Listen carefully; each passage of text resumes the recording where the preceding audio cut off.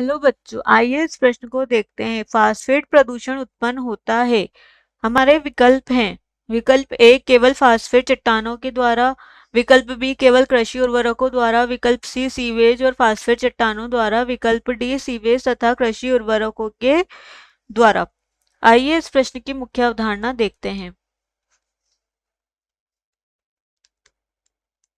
इस प्रश्न में हमसे पूछा है फास्फेट प्रदूषण उत्पन्न होता है। फास्फेट प्रदूषण किससे उत्पन्न होता है? आइए इस प्रश्न का हल देखते हैं। फास्फेट प्रदूषण,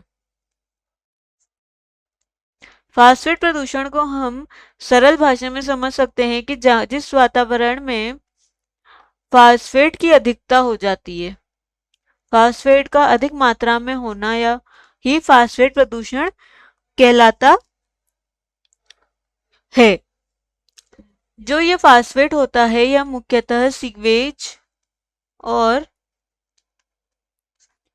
कृषि उर्वरकों में, यानी कि जो कृषि भूमि होती है वहां पर सबसे ज्यादा मात्रा में फास्फेट पाया जाता है।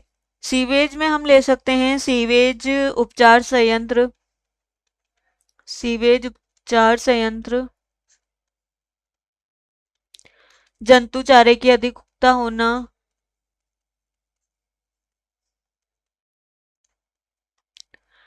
कृषि में उपयोगी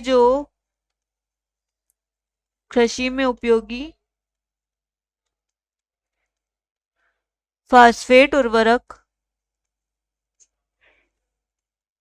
में उपस्थित जो फास्फेट है उसका अधिक होना, उपस्थित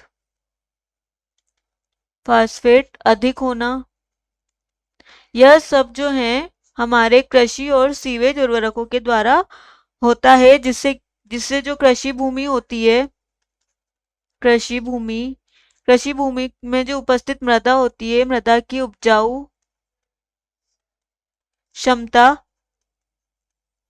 कम हो जाती है। यह जो प्रदूषण है फास्फेट प्रदूषण,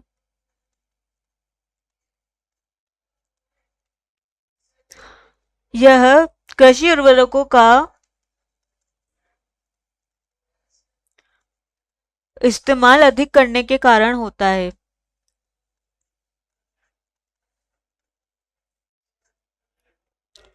जो जो फास्फेट प्रदूषण है वह मानव मल में भी उपस्थित होता है, और जब यह फास्फेट वर्षा जल के साथ मिलता है, वर्षा जल के साथ मिलकर यह जल नदियों,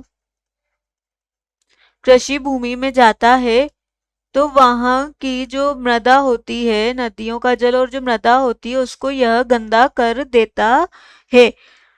इसलिए जो फास्फेट है वह कृषि भूमि के लिए हानिकारक होता है, जिससे क्या होगी, जो मृदा है उसकी उपजाऊ क्षमता कम हो जाती है। अतः हमारा विकल्प डी सीवेज तथा कृषि उर्वरकों द्वारा फास्फेट प्रदूषण उत्पन्न कर सकते हैं।